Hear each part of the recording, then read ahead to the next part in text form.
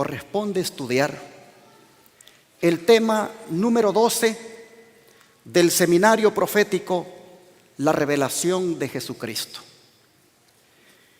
Y como estamos analizando el mensaje a las 7 iglesias, vamos a titular el mensaje de hoy: la iglesia que se casó con Roma. Abramos la Biblia en Apocalipsis, capítulo número 2, versículos 12 en adelante. Nos dice la Escritura: escribe al ángel de la iglesia en Pérgamo, el que tiene la espada aguda de 2 filos, dice esto: yo conozco tus obras y dónde moras, donde está el trono de Satanás. Pero retienes mi nombre y no has negado mi fe, ni aun en los días en que Antipas, mi testigo fiel, fue muerto entre vosotros, donde mora Satanás. Pero tengo unas pocas cosas contra ti, que tienes ahí a los que retienen la doctrina de Balaán, que enseñaba a Balac a poner tropiezo ante los hijos de Israel y a comer de cosas sacrificadas a los ídolos y a cometer fornicación. Y también tienes a los que retienen la doctrina de los nicolaitas, la que yo aborrezco. Por tanto, arrepiéntete, pues si no, vendré a ti pronto y pelearé contra ellos con la espada de mi boca. El que tiene oído, oiga lo que el Espíritu dice a las iglesias.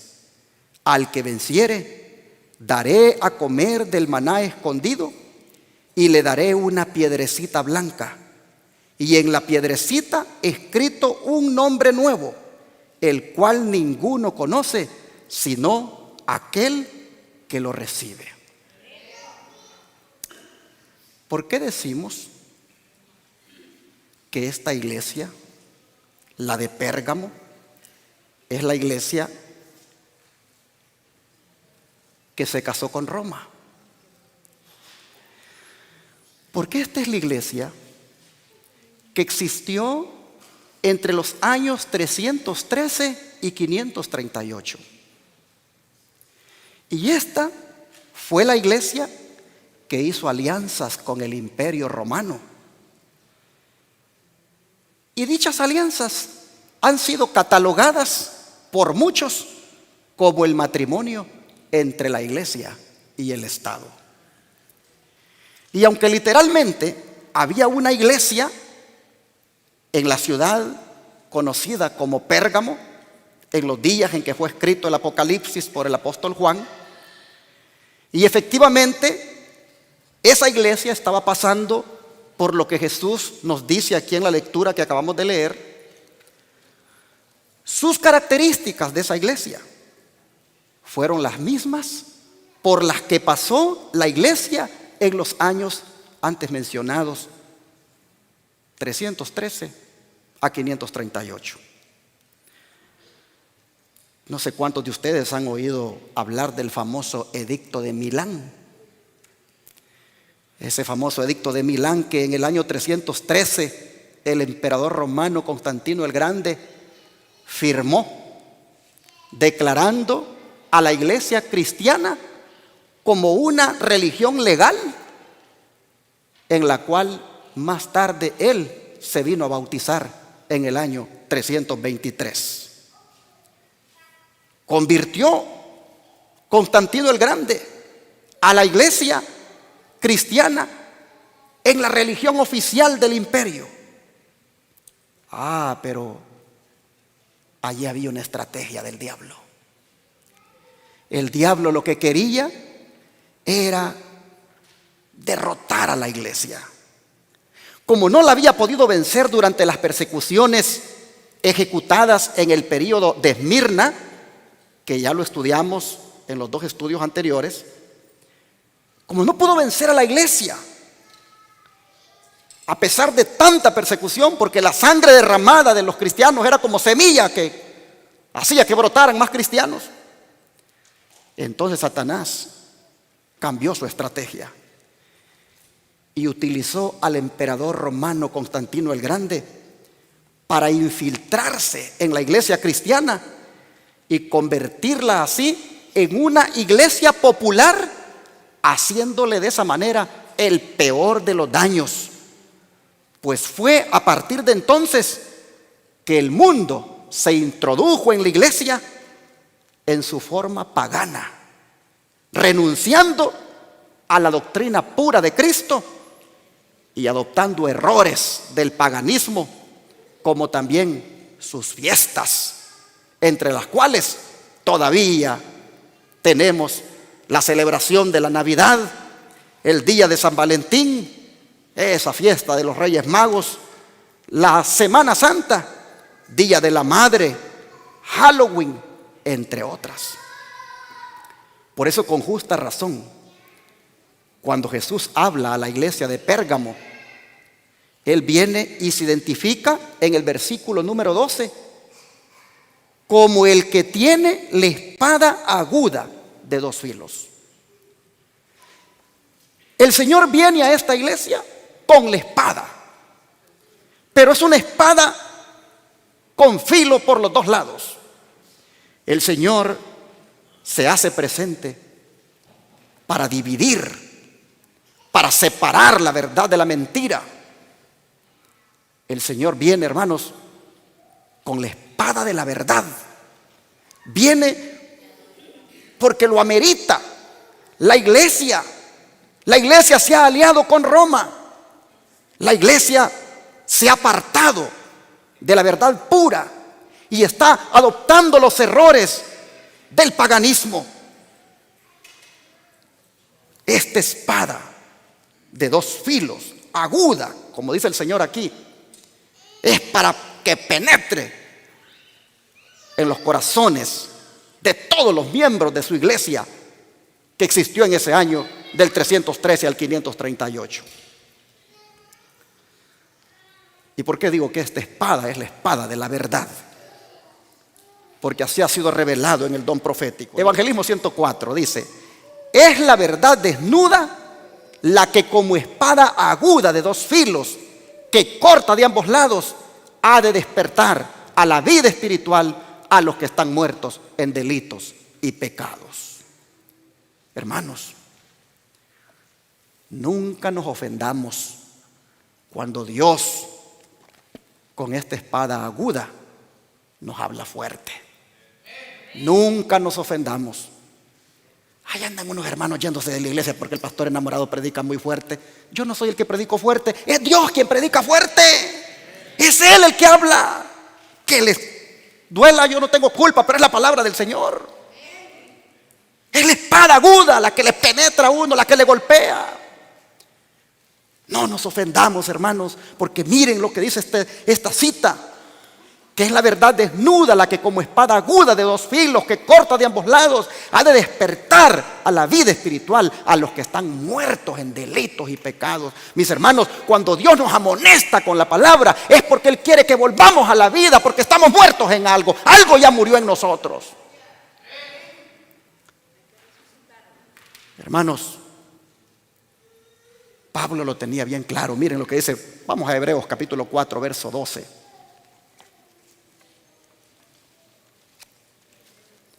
Hebreos 4, verso 12. Dice el apóstol: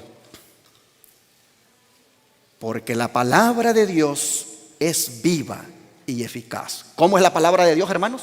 Viva. Y si es viva, pregunto, ¿puede dar vida al que está muerto espiritualmente? Claro. Es viva, dice, y eficaz, y más cortante que toda espada de dos filos, y penetra hasta partir el alma y el espíritu, las coyunturas y los tuétanos, y discierne los pensamientos y las intenciones del corazón. Palabra viva, hermanos, que imparte vida.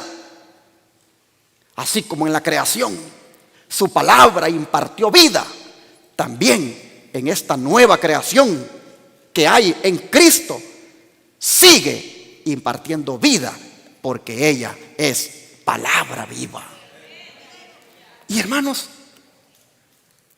cuando dice que es de dos filos y que es aguda, significa, hermanos, que algunas veces a uno lo golpea fuertemente y no deja nada sin afectar.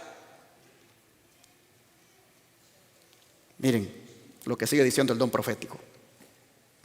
En Consejo para Escritores, página 13, dice: hay tiempos cuando se requieren palabras de reprensión y amonestación. Aquellos que se encuentran fuera del camino recto deben ser despertados para que vean su peligro. Debe darse un mensaje que los despierte del letargo que tiene atados sus sentidos. Debe llevarse a cabo una renovación moral, no sea que las almas perezcan en sus pecados. Que el mensaje de la verdad, como espada de dos filos, se abra paso hacia el corazón. Háganse apelaciones que despierten a los incautos y que hagan que las mentes necias y distraídas regresen de nuevo a Dios. Ese es el propósito de Jesús con el mensaje a la iglesia de Pérgamo. Ese es el propósito de Él al presentarse como el que tiene la espada aguda de dos filos. Él quiere hacer que esa iglesia regrese a Dios, porque se ha apartado. Él quiere hacer que esa iglesia regrese a su verdad. ¿Y por qué a la verdad? Por esta otra declaración que les quiero leer. En Testimonios Especiales, tomo 10, dice: verdad práctica debe ser introducida a la vida. Y la palabra, como espada de dos filos, debe cortar el exceso del yo que allí existe en nuestros caracteres. Que no haya yo. Ahí estamos llenos de yo. Pero necesitamos, dice, que esta palabra de verdad, esta espada, corte, destruya ese yo que tenemos. Y luego dice en Ecos de la Biblia, 2 de septiembre de 1895, Pablo dice de la palabra escrita que también es viva y eficaz y más aguda que cualquier espada de dos filos. Convence a la razón, llega directamente a la conciencia y obra efectivamente en el corazón que no tiene barreras contra la verdad. Así que, hermanos, habiéndose identificado el Señor a la iglesia como el que tiene la espada, ahora va a decirle el Señor lo que está bien y lo que no está bien. Ahora el Señor va a decirle a la iglesia lo que está bien y lo que está mal. Y comencemos entonces con lo que está bien. Vamos otra vez a Apocalipsis 2, versículo 13. Comencemos con lo que está bien, que el Señor lo va a hacer ver. Versículo 13. Dice: yo conozco tus obras y dónde moras, donde está, ¿qué cosa, hermanos? El trono de Satanás. Pero retienes mi nombre y no has negado mi fe, ni aun en los días en que Antipas, mi testigo fiel, fue muerto entre vosotros, donde mora Satanás. ¿Dónde dice que hacía la obra la iglesia? A ver, ¿dónde hacía la obra la iglesia? ¿Dónde estaba qué cosa? La silla de Satanás. Y es que, mis hermanos, en Pérgamo, el imperio romano había levantado un altar en honor al emperador y exigía que una vez al año todo ciudadano del imperio se hiciera presente donde quiera en el imperio hubiera un altar dedicado al emperador. Exigía que una vez al año el ciudadano se presentara, que agarrara incienso y lo ofreciera en honor al emperador y declarara que el emperador era su señor. Aparte de que en Pérgamo no solamente estaba ese altar al emperador, también habían otros altares a otros ídolos, a otros dioses. De manera, hermanos, que el Señor reconoce que la iglesia está establecida y está haciendo la obra en un lugar muy peligroso para ella, pues es donde mora Satanás, donde está el trono de Satanás. ¿Y cómo dice que había respondido la iglesia? Había respondido con fidelidad a su Señor. Pues dice que no había negado su fe.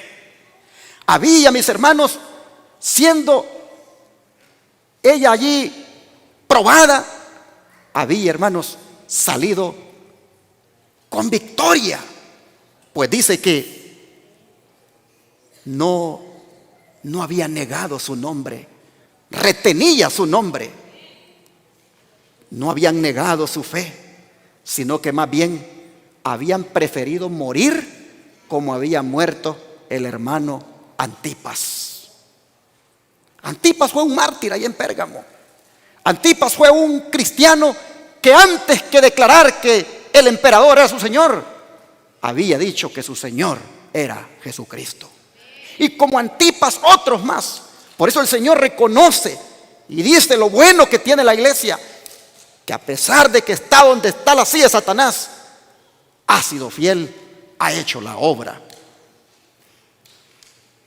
Bueno sería, dice el don profético, que nosotros aprendiéramos de esos hermanos fieles que aun cuando estaban en la silla de Satanás, permanecieron fieles a su Señor. Miren lo que dice el don profético, a ver si ahí está.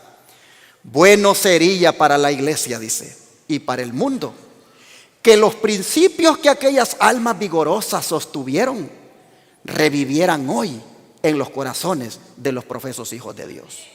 Bueno sería que aquí todas las mujeres y hombres seamos Antipas.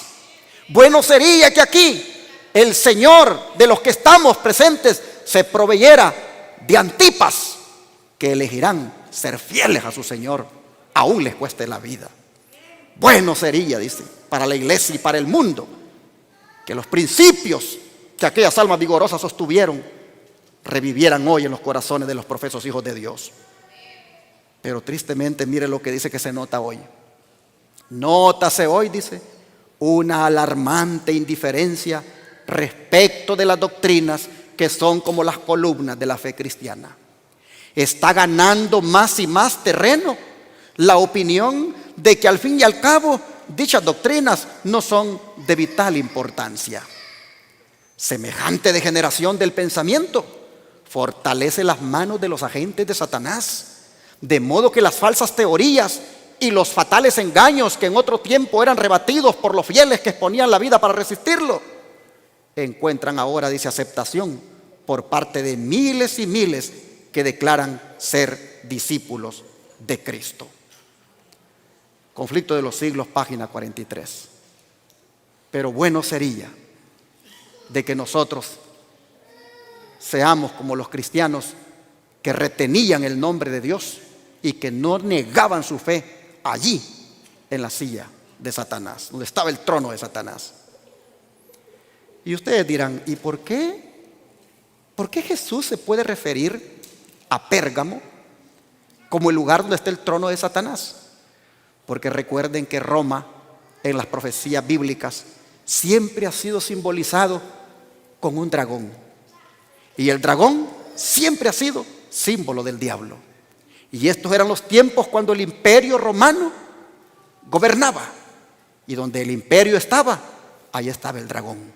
Ahí estaba la silla de Satanás. Sigue diciendo el don profético, no hay duda de que los cristianos primitivos fueron un pueblo peculiar. Su conducta intachable y su fe inquebrantable constituían un reproche continuo que turbaba la paz del pecador. Aunque pocos en número, escasos de bienes, sin posición ni títulos honoríficos, aterrorizaban a los obradores de maldad donde quiera que fueran conocidos su carácter y sus doctrinas. Por eso los odiaban, los impíos, como Abel fue aborrecido por el impío Caín. Por el mismo motivo que tuvo Caín para matar a Abel, los que procuraban librarse de la influencia refrenadora del Espíritu Santo daban muerte a los hijos de Dios. Por ese mismo motivo, los judíos habían rechazado y crucificado al Salvador. Es a saber, porque la pureza y la santidad del carácter de éste constituían una reprensión constante para su egoísmo y corrupción. Desde el tiempo de Cristo hasta hoy, sus verdaderos discípulos han despertado el odio y la oposición de los que siguen con deleite los senderos del mal.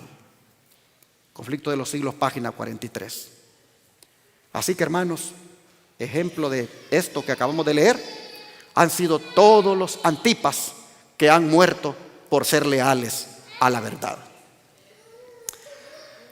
Pero mientras había fieles como Antipas y otros buenos cristianos como los descritos en las declaraciones recién leídas, los versos 14 al 16 representan, hermanos, un reproche para esta iglesia de Pérgamo.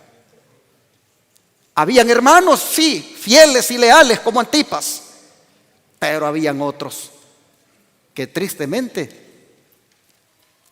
estaban haciendo lo malo delante de Dios. Y entonces el reproche dice de la siguiente manera, versículos 14 al 16. Pero tengo unas pocas cosas contra ti, que tienes ahí a los que retienen la doctrina de Balaán, que enseñaba a Balac a poner tropiezo ante los hijos de Israel, a comer de cosas santificadas a los ídolos y a cometer fornicación. Y también tienes a los que retienen la doctrina de los nicolaitas, la que yo aborrezco.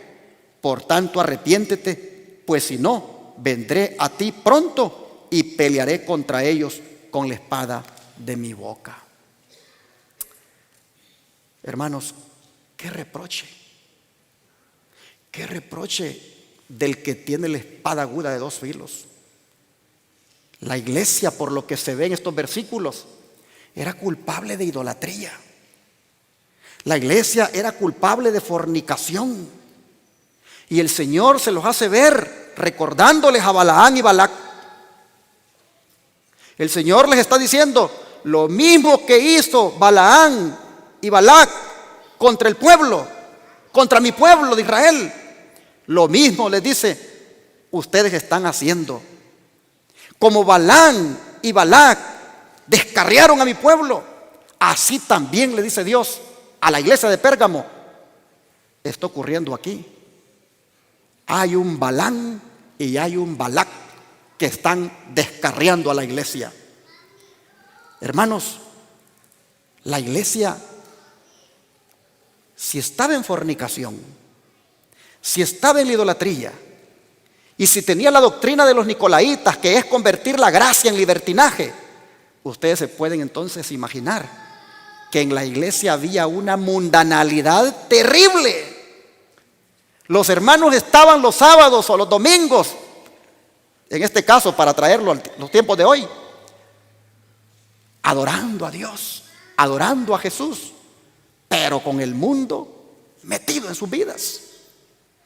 Entonces nosotros vemos que el Señor pues amonesta a la iglesia y les dice que eso que están haciendo no está bien. ¿Y qué les parece si para tener una mejor comprensión de lo que realmente podía haber estado pasando, vamos al libro de Números y miramos lo que Balaán hizo? Vamos al libro de Números, capítulo 22.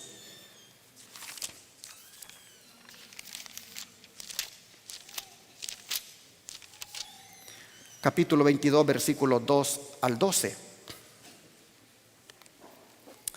Dice, y vio Balac, hijo de Zippor, todo lo que Israel había hecho al amorreo. Y Moab tuvo gran temor a causa del pueblo, porque era mucho. Y se angustió Moab a causa de los hijos de Israel. Y dijo Moab a los ancianos de Madián, ahora lamerá esta gente todos nuestros contornos, como lame el buey la grama del campo. Y Balac, hijo de Zippor, era entonces rey de Moab. Por tanto envió mensajeros a Balaán, hijo de Beor, en Petor, que está junto al río, en la tierra de los hijos de su pueblo, para que lo llamasen diciendo: un pueblo ha salido de Egipto, y he aquí cubre la faz de la tierra y habita delante de mí. Ven pues ahora, te ruego, maldíceme este pueblo, porque es más fuerte que yo. Quizá yo pueda herirlo y echarlo de la tierra, pues yo sé que el que tú bendigas será bendito, y el que tú maldigas será maldito. Fueron los ancianos de Moab y los ancianos de Madián con las dádivas de adivinación en su mano, y llegaron a Balaán y le dijeron las palabras de Balac. Él les dijo: reposad aquí esta noche, y yo os daré respuesta según Jehová me hablare. Así los príncipes de Moab se quedaron con Balaán. Y vino Dios a Balaán y le dijo: ¿qué varones son estos que están contigo? Y Balaán respondió a Dios: Balac, hijo de Zippor, rey de Moab, ha enviado a decirme: he aquí que este pueblo que ha salido de Egipto cubre la faz de la tierra. Ven pues ahora y maldícemelo, quizá podré pelear contra él y echarlo. Entonces dijo Dios a Balaán: no vayas con ellos, ni maldigas al pueblo, porque bendito es. Bueno, el relato es largo, es bien extenso, y pues uno ve cómo se hace allí esa conversación entre Balac y Balaán. Pero quiero saltarme el relato para que vean lo que ocurre en el capítulo 25, 1 al 9, porque finalmente Satanás aquí hace su parte. Dice: moraba Israel en Sitín, y el pueblo empezó a fornicar con las hijas de Moab, las cuales invitaban al pueblo a los sacrificios de sus dioses. Y el pueblo comió y se inclinó a sus dioses. Así acudió el pueblo a Baal Peor, y el furor de Jehová se encendió contra Israel. Y Jehová dijo a Moisés: toma a todos los príncipes del pueblo y ahórcalos ante Jehová delante del sol, y el ardor de la ira de Jehová se apartará de Israel. Entonces Moisés dijo a los jueces de Israel: matad cada uno a aquellos de los vuestros que se han juntado con Baal Peor. Y he aquí un varón de los hijos de Israel vino y trajo una madianita a sus hermanos a ojos de Moisés y de toda la congregación de los hijos de Israel, mientras lloraban ellos a la puerta del tabernáculo de reunión. Y lo vio Fines, hijo de Eleazar, hijo del sacerdote Aarón, y se levantó de en medio de la congregación y tomó una lanza en la mano, y fue tras el varón de Israel a la tienda, y los alanceó a ambos, al varón de Israel y a la mujer por su vientre, y cesó la mortandad de los hijos de Israel, y murieron de aquella mortandad 24,000. Hermanos, nos hemos saltado bastante en la historia, pero finalmente, ¿quién los incitó a que participaran de esa fiesta donde comieron, se inclinaron a los dioses de los moabitas y terminaron también teniendo intimidad sexual con las mujeres moabitas? ¿Quién los incitó a eso? Bueno, vamos a mirar el capítulo 31 ahora. 31, y vean lo que dicen los versículos 15 al 16. Y aquí encontramos lo siguiente. Y les dijo Moisés: ¿por qué habéis dejado con vida a todas las mujeres? He aquí, por consejo de Balaán, ellas fueron causa de que los hijos de Israel prevaricaran contra Jehová en lo tocante a Baal Peor, por lo que hubo mortandad en la congregación de Jehová. ¿Quién los incitó? A ver, ¿quién incitó al pueblo para que se congregara con los moabitas, ofrecieran a los ídolos moabitas la fiesta, comieran con ellos y terminaran sexualmente uniéndose a ellas. ¿Quién los incitó, dice? Balaán. ¿Y quién era Balaán? Balaán era el hombre que Dios tenía en la iglesia para que hablara de parte de él, de parte de Dios. ¿Cómo fue posible? Aquí Balaán, hermanos, se unió con un rey pagano, con Balac. Noten, el líder principal del pueblo de Dios, Balaán, se une con el rey pagano Balac y orquestaron todo ese plan para que cayeran en pecado los israelitas. Pónganle atención a esto porque ya viene la aplicación más adelantito. Mire lo que dice el don de profecía acerca de Balaán. En el Espíritu de Profecía, tomo 1, página 320 a la 327, dice: Balaán había sido un profeta de Dios y un hombre bueno, pero apostató y se entregó a la codicia, de modo que amó la recompensa de la injusticia. En el tiempo que Balac envió mensajeros por él, estaba con mente desquiciada, siguiendo un curso para ganar y retener el favor y honor de los enemigos del Señor, y así obtener las recompensas que de ellos recibió. Después que Balaán regresó a su lugar y la influencia controladora del Espíritu de Dios lo había abandonado, su codicia, que no había logrado vencer sino meramente sostener a la distancia, prevaleció contra él. Noten, era un líder de la iglesia, era un hijo de Dios, pero tenía un defecto de carácter que era ¿qué cosa? La codicia. Dice, no podía pensar de otra cosa sino en la recompensa y la promoción al honor que pudiera haber recibido de Balac, hasta que estuvo dispuesto a recurrir a cualquier medio para obtener aquello que deseaba. Balaán conocía que la prosperidad de Israel dependía de la observancia de la ley de Dios, y no había manera alguna de traer maldición sobre ellos sino seduciéndolos a la transgresión. Balaán sabía eso.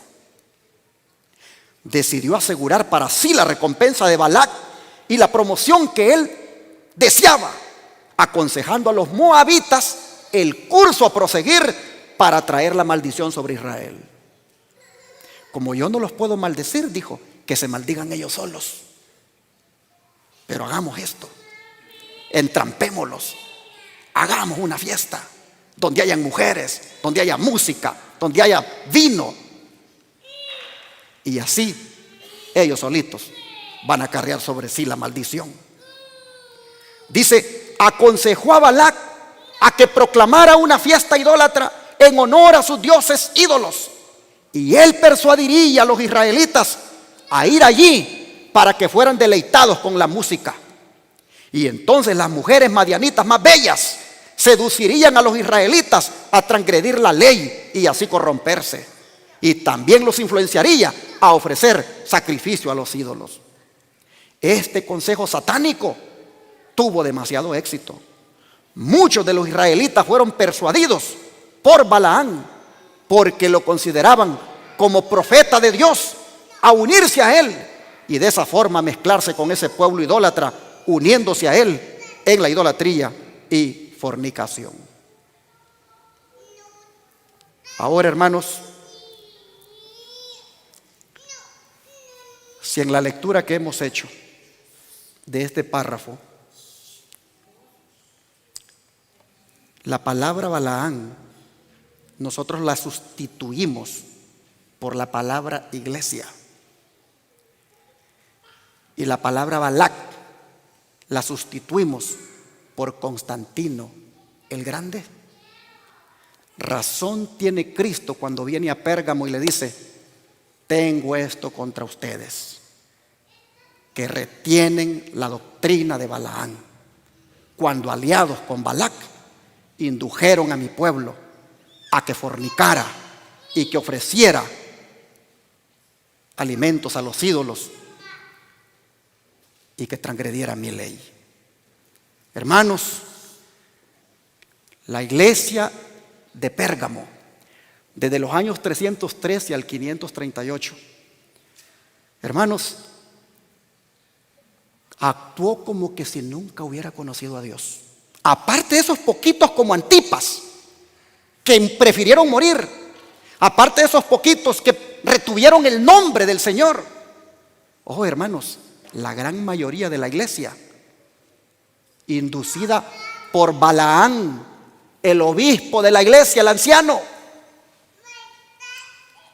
fueron a las fiestas que Balac tenía para ellos, en este caso, el emperador Constantino, para que la iglesia cayera en apostasía. Estos fueron tiempos, hermanos, cuando la iglesia, como Balaán, se había vuelto codiciosa. Estos fueron tiempos cuando la iglesia, como Balaán, le gustaba el dinero. Estos eran tiempos cuando la iglesia, como Balaán, aceptó las ricas ofertas del gobierno romano, habló con sus embajadores, rehusó declarar los estatutos de Jehová y no permaneció como un pueblo peculiar y separado. Hermanos, la unión de la iglesia y el Estado fue fortalecida y fue formada por el obispo de Roma, Balaán, y Constantino el Grande, Balac. Ellos, hermanos, se juntaron y Roma le dio protección a la iglesia.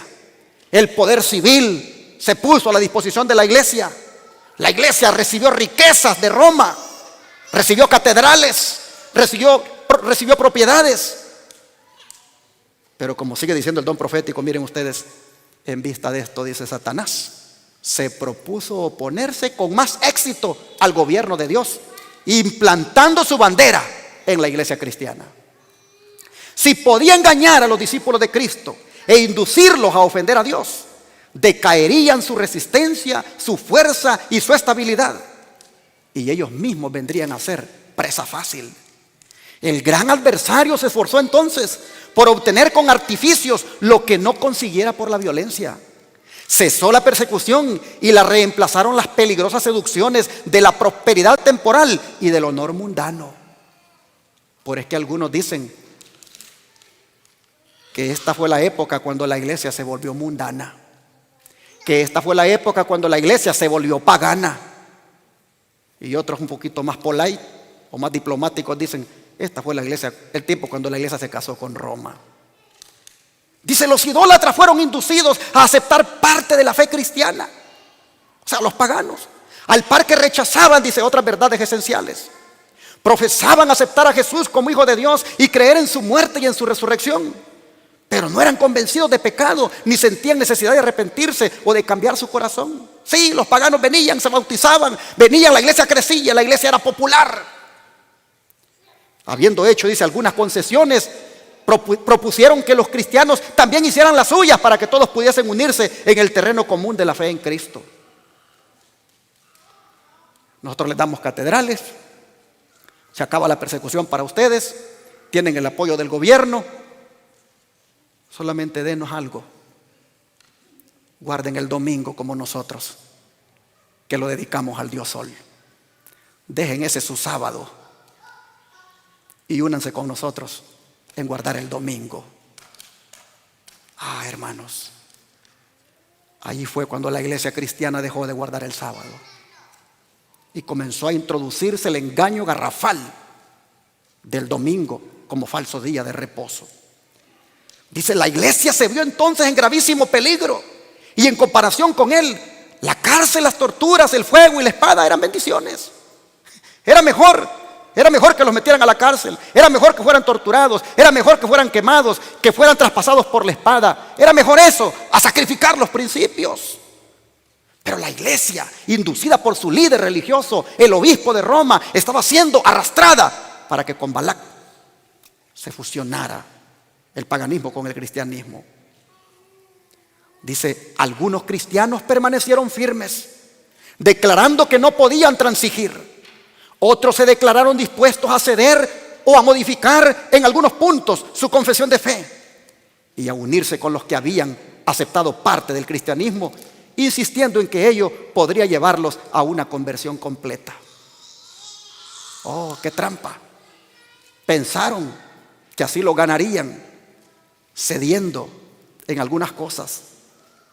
Dice, fue un tiempo de profunda angustia para los verdaderos discípulos de Cristo. Bajo el manto de un cristianismo falso, Satanás se introducía en la iglesia para corromper la fe de los creyentes y apartarlos de la palabra de verdad. La mayoría de los cristianos consintieron al fin en arriar su bandera y se realizó la unión del cristianismo con el paganismo. Aunque los adoradores de los ídolos profesaban haberse convertido y unido con la iglesia, seguían aferrándose a su idolatría y solo habían cambiado los objetos de su culto por imágenes de Jesús y hasta de María y de los santos. Ahí fue cuando se inventó de que los apóstoles y los santos mártires pues se les hiciera estatuas para que fueran reverenciados. Dice, la levadura de la idolatría introducida de ese modo en la iglesia prosiguió su funesta obra. Doctrinas falsas, ritos supersticiosos y ceremonias idolátricas se incorporaron en la fe y en el culto cristiano. Al unirse los discípulos de Cristo con los idólatras, la religión cristiana se corrompió y la iglesia perdió su pureza y su fuerza. Hubo, sin embargo, creyentes que no se dejaron extraviar por esos engaños y adorando solo a Dios, se mantuvieron fieles al autor de la verdad. Conflicto de los Siglos, página 40. Y así, hermanos, el obispo de la iglesia cristiana en Roma, representado por Balaán, y Constantino, representado por Balac, casaron a la iglesia con el Estado. Roma reconoció al obispo de la iglesia cristiana en Roma, lo reconoció como la cabeza de todas las iglesias cristianas que pudieran haber. Y más tarde hasta se hizo llamar Papa. Y hasta le cambió el nombre a la iglesia cristiana y le puso Iglesia Católica, Apostólica y Romana para estar más a tono con el casamiento que había hecho. Pero a Jesús no le gustó eso. Jesús no le gustó esa alianza de la iglesia, porque eso hacía que entrara el mundo en la iglesia. Y entonces Jesús dice en el verso 16, vamos otra vez a Apocalipsis 2. Apocalipsis 2:16.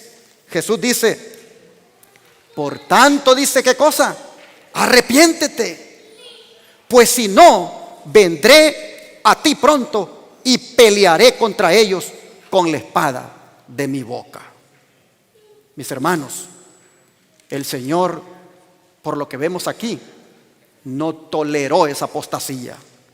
Y en su grande amor, hermanos, el Señor nos está trayendo este mensaje a nosotros hoy para que veamos la condición espiritual de la iglesia en esa época y para que veamos también que esa condición todavía se sigue manifestando en la iglesia de hoy.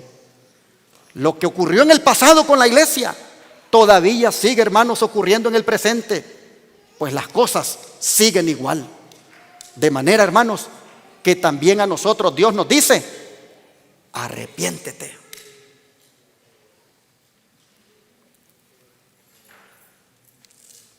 Yo pregunto, ¿de qué tendríamos nosotros los que estamos aquí reunidos hoy y los que están mirándonos en el internet? ¿De qué nosotros tendríamos que arrepentirnos? ¿Hemos permitido nosotros también, hermanos, que el mundo entre en la iglesia? ¿Hemos permitido nosotros también que el mundo entre en nuestra vida? Sin duda que sí. A nivel corporativo, los líderes del Israel moderno ya andan haciendo alianzas ecuménicas con Roma. Hasta cediendo el púlpito en algunas iglesias están a sacerdotes católicos para que le hablen a los feligreses. Y están permitiendo los líderes del Israel moderno que en sus templos se hagan las celebraciones paganas como las fiestas populares que mencioné al principio, como son Navidad, Día de los Reyes Magos, San Valentín, Día de la Madre, Semana Santa, Halloween y tantas otras que son fiestas paganas, que en esa fusión, en los días de Pérgamo, allí fueron introducidas en la iglesia.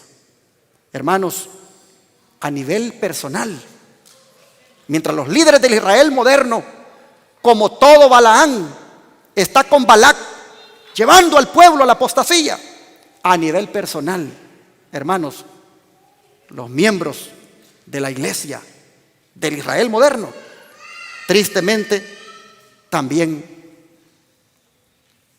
andan con unas mundanalidades que son terribles. Los miembros de la iglesia hoy en día han dejado que el mundo se meta en sus vidas, en la vestimenta, en el cabello. De repente las hermanitas, Dios las hizo con pelo negro y ahora andan rubias. ¿De dónde agarraron las hermanitas eso? Del mundo.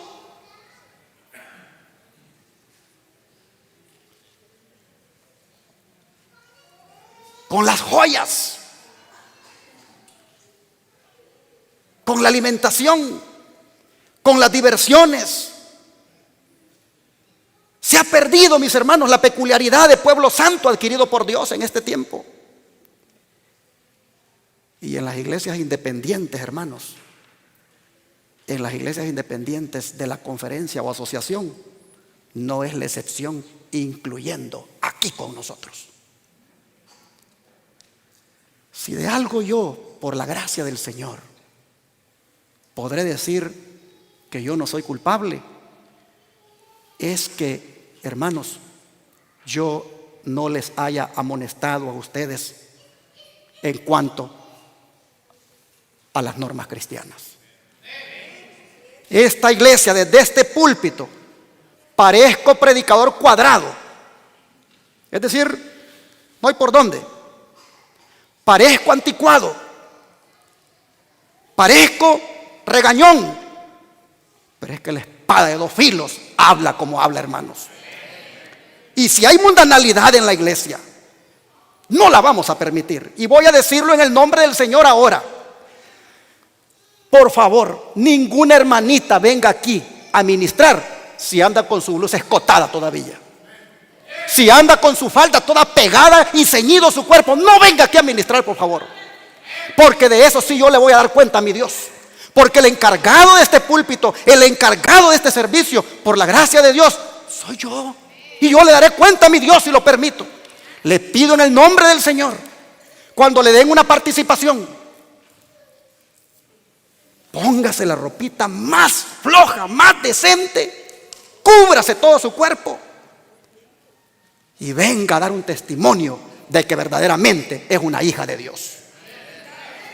Hay mucha mundanalidad, sostén propio, iglesias de verdad presente y mundanas todavía como las del mundo. No, no puede ser.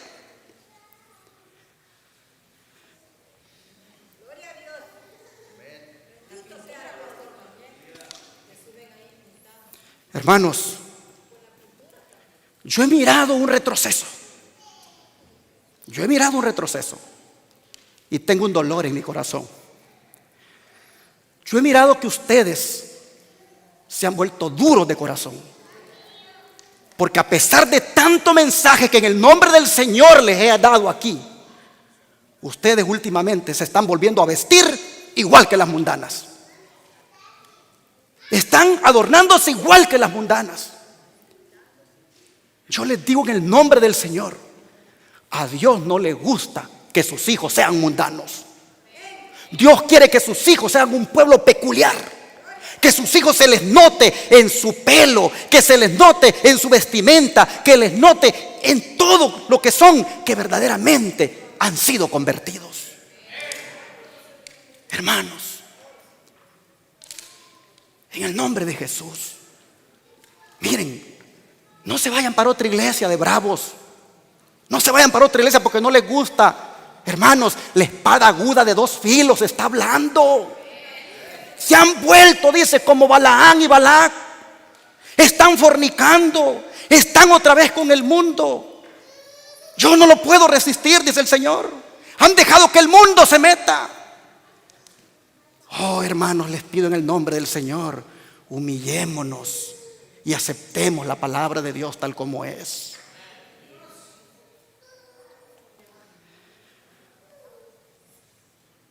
Y en las otras iglesias que guardan el domingo, ahí están los balaanes. El Balaán moderno, su pastor, ahí los está engañando, diciéndoles que el domingo es el día de reposo, cuando es el sábado el día del Señor.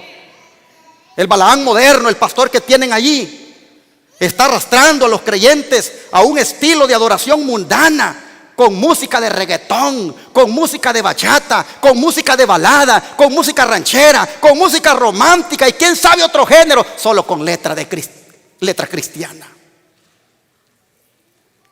El Balaán moderno está engañando a mucha gente, induciéndole a adorar como al hombre le gusta y no como Dios enseña. Mis hermanos, por eso es que a los cristianos les gusta la música del mundo, porque las mismas iglesias los domingos allí la están cantando, solo la están cambiando con letra cristiana, pero es el mismo ritmo mundano. Pero ¿saben lo que es más vergonzoso?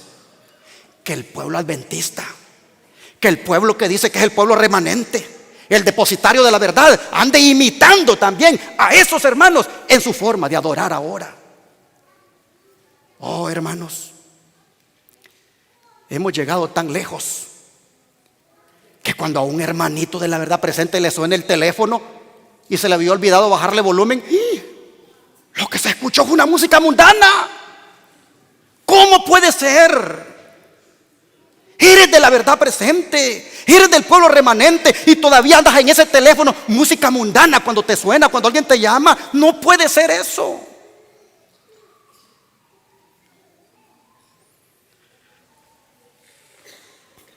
Y no digamos lo que miramos en esos teléfonos, películas sensuales que inducen al sexo ilícito y a la pornografía. Entonces yo pregunto, ¿será que las palabras de Jesús, arrepiéntete, son para nosotros también? Claro que sí, hermanos, son para nosotros. Arrepiéntete, dice Jesús, porque si no, voy a herir, dice él, voy a herir con la espada de mi boca. Ese Jesús nadie lo quiere. Todos quieren un Jesús que haga milagros, pero el Jesús que les dice obedezcan no les gusta. Arrepiéntanse, dice, si no con la espada de mi boca voy a actuar. Miren esta exhortación que les pongo acá. No debemos desintroducir el mundo en la iglesia, ni casarlo con ella, estableciendo así un vínculo de unidad. De esa manera la iglesia ciertamente se corromperá. Llegará a ser, como se declara en el Apocalipsis, albergue de toda ave inmunda y aborrecible. Testimonios para los Ministros, página 265. En otras palabras, la iglesia se volverá una Babilonia, porque eso es el albergue de toda ave inmunda y aborrecible. Hermanos, aunque estas palabras que estoy leyendo son en referencia a las alianzas que se pueden hacer con Roma u otros credos religiosos a nivel civil y político, también, hermanos, se aplican a las prácticas antes mencionadas. Si nosotros seguimos, hermanos, con el mundo metido en los ojos, en las mejillas, en las uñas de los pies, en las uñas de las manos, si tenemos el mundo metido por todos lados, no seremos otra cosa más que albergue de toda ave inmunda y aborrecible.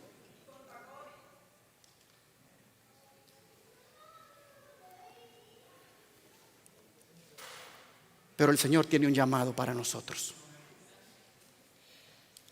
Y el llamado está en el versículo 17, Apocalipsis 2.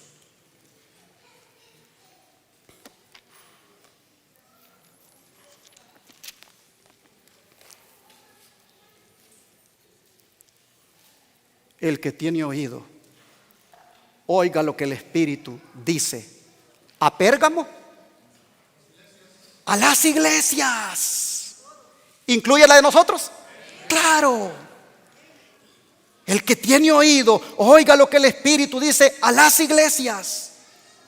Al que venciere, daré a comer del maná escondido, y le daré una piedrecita blanca, y en la piedrecita escrito un nombre nuevo, el cual ninguno conoce sino aquel que lo recibe.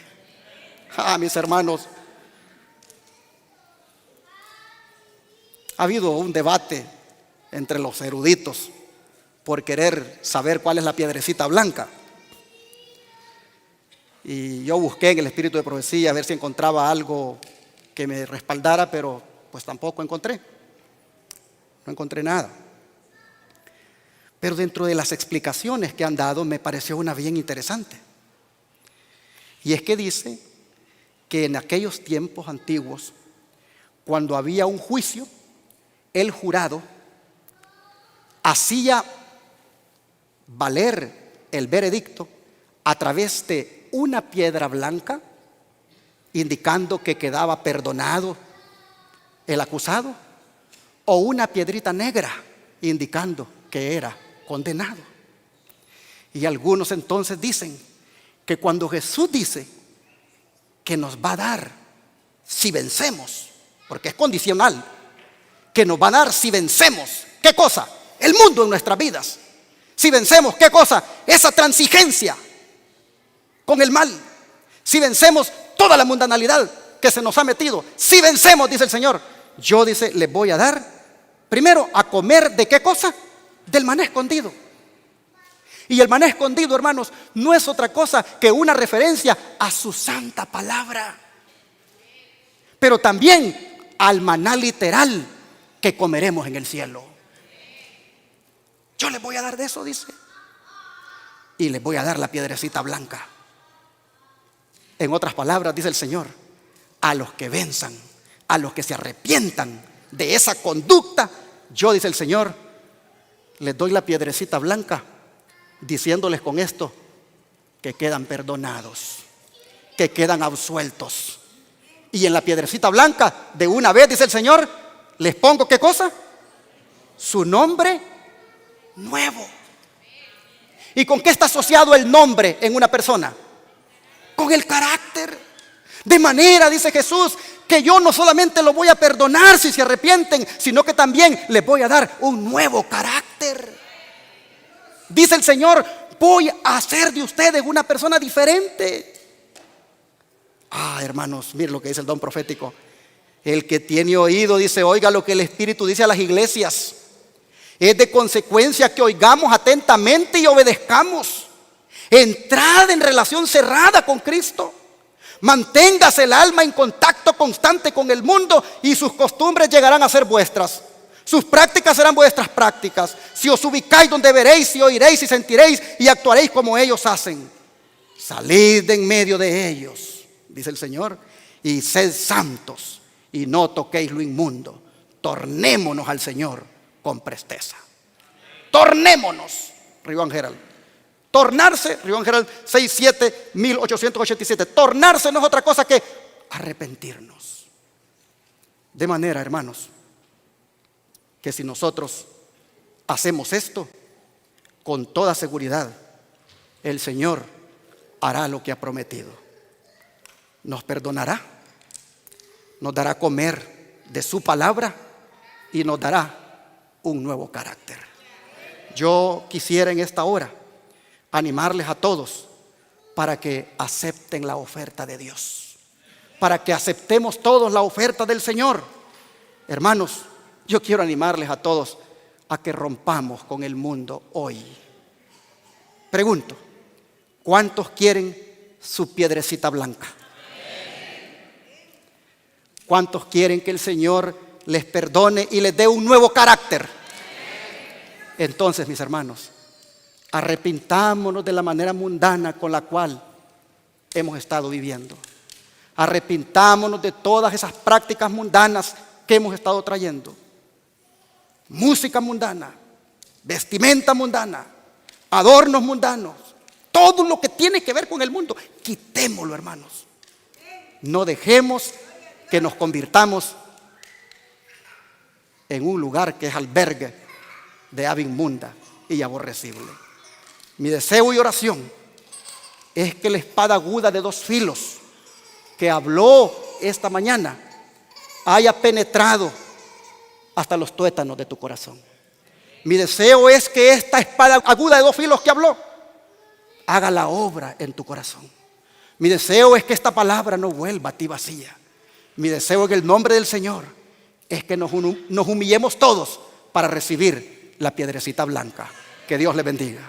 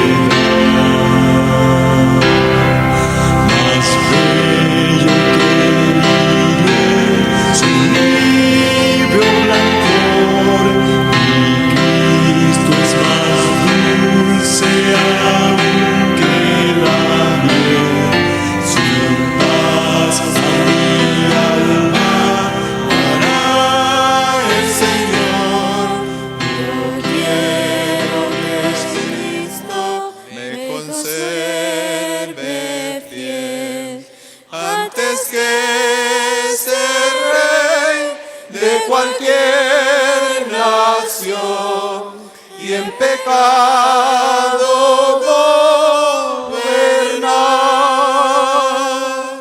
Prefiero a mi Cristo sublime don, cual el mundo no ha de dar. ¿Cuántos prefieren a Cristo? El mundo nada bueno nos da. Rechacémoslo de nosotros. Llenémonos de Cristo. Vamos a arrodillarnos para orar. Amado Padre, ni yo sabía que en este tema me iba a encontrar con que tú ibas a hablar con la espada aguda de dos filos.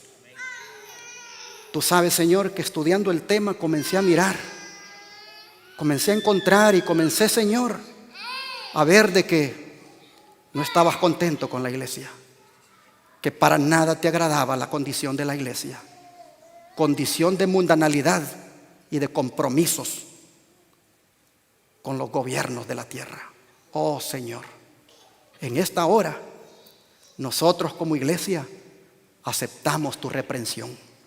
En esta hora, Señor, nosotros como iglesia reconocemos nuestra condición y sabemos, Padre, que hay mucha mundanalidad en nosotros, que hemos dejado entrar el mundo en nuestra vida. Pero Padre, en esta hora nosotros te aceptamos la oferta de que si nos arrepentimos, oh Padre, maná escondido habrá para nosotros en el reino de los cielos y piedrecita blanca de absolución y carácter nuevo también tendremos. De manera que en este momento, Padre, te pedimos perdón por nuestras rebeliones. Te pedimos perdón por haber transigido con el mundo de diferentes maneras.